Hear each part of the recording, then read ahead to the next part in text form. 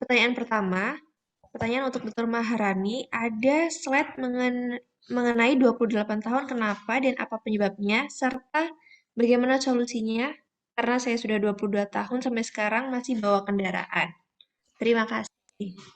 Oke, terima kasih Ibu atas pertanyaannya. Jadi dari slide tadi, memang itu ada riwayat seseorang mengendarai mobil terus-menerus. Jadi kebetulan pekerjaannya di driver dengan rute yang sama selama 28 tahun.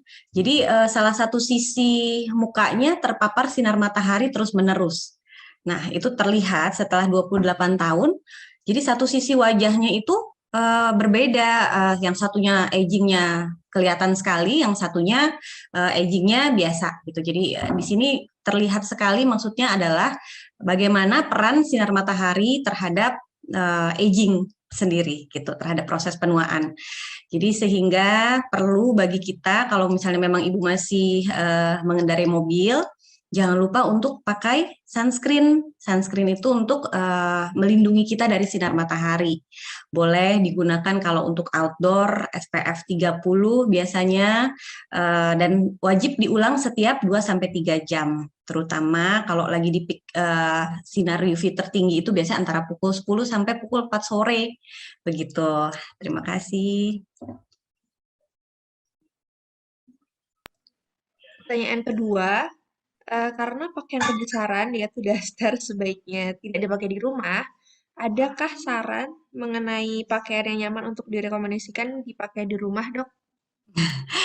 Terima kasih Ibu pertanyaannya. Jadi sebetulnya kalau untuk pakaian daster, bukannya tidak boleh direkomendasikan, justru direkomendasikan, boleh sekali dipakai di rumah.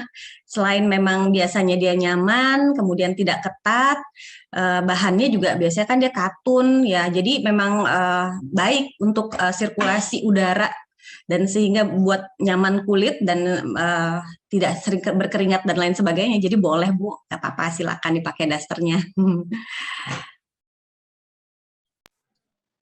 Pertanyaan ketiga, apa saja jenis produk perawatan tubuh untuk wanita dan untuk pria yang perlu disediakan di rumah? Terima kasih atas pertanyaannya. Kalau berdasarkan tadi paparan, Bu, mungkin sudah dijelaskan basic dari skincare atau perawatan harian kulit itu sebetulnya terdiri atas 3 prinsip. Yang pertama, membersihkan, yang kedua, melembabkan, dan yang ketiga adalah melindungi. Membersihkan di sini maksudnya dapat menggunakan sabun yang disesuaikan dengan jenis kulit.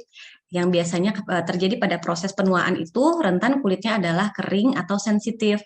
Sehingga dianjurkan untuk pemilihan sabun seperti yang tanpa mengandung antiseptik, kemudian juga kalau bisa tanpa pewangi, tidak banyak busa, jadi yang mild soap atau yang ada pelembabnya seperti itu.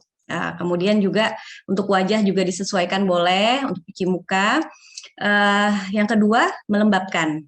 Nah, melembabkan di sini tujuannya supaya kulit tetap terhidrasi, supaya tidak cepat terlihat aging, sehingga dapat digunakan pelembab itu yang terbaik yang sudah dijelaskan.